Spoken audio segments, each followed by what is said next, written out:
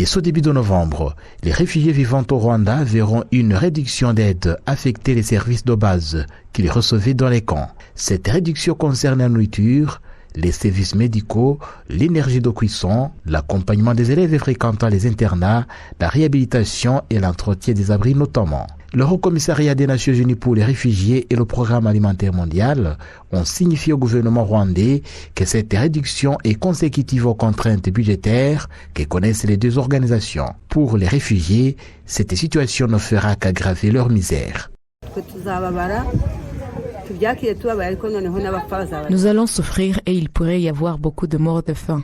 Si je joignais à peine les 2 bouts du mois avec 10 000 francs, s'ils réduisent, comment allons-nous vivre?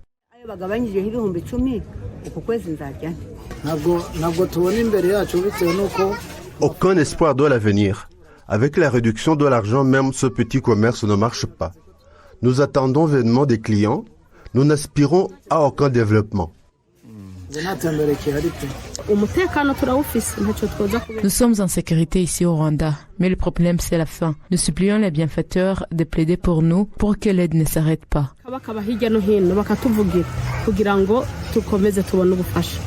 Ces réfugiés lancent un appel à la communauté internationale et suite que les conflits et crises qui se multiplient dans le monde ne fassent oublier leurs souffrances. Nous faisons la plaidoirie pour que ces réfugiés ne soient pas oubliés malgré les guerres ici et là dans le monde et nous invitons nos concitoyens à travailler pour ne plus dépendre de l'assistance étrangère. L'indignation de ces réfugiés est partagée par le gouvernement rwandais qui craint que la situation ne devienne pire au regard de la complexité des crises mondiaux.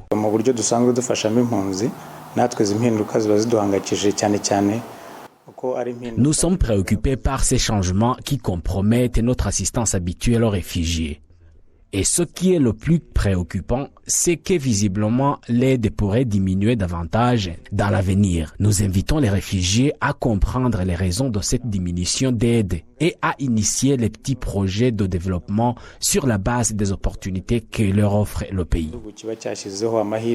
Actuellement, le Rwanda compte plus de 134 000 réfugiés répartis dans 5 ans à travers le pays.